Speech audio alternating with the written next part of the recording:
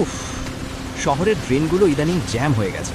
সামান্য বৃষ্টিতে রাস্তা ডুবে যায় নোংরা পানিতে। জাদুর পাতা নীল হয়ে কাঁপছে, তার মানে আশেপাশে বড় কোনো বিপদ লুকিয়ে আছে।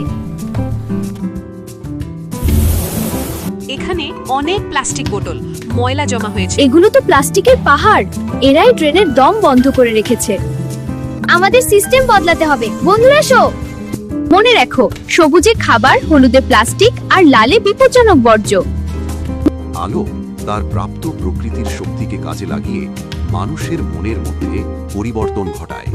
মানুষেরা তাদের বর্জ্য ময়লার ডাস্টবিনে রাখা শুরু করে এবং আলোর সাথে একাত্মতা ঘোষণা করে তারা শপথ নেয় তারা আর ময়লা যেখানে সেখানে ফেলবে না।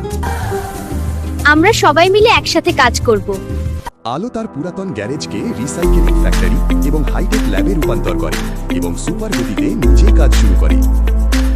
দেখো, চিপসের প্যাকেট মুসুর দড়ি, এ দিয়ে আমরা বুনবো জাদুর কার্পেট।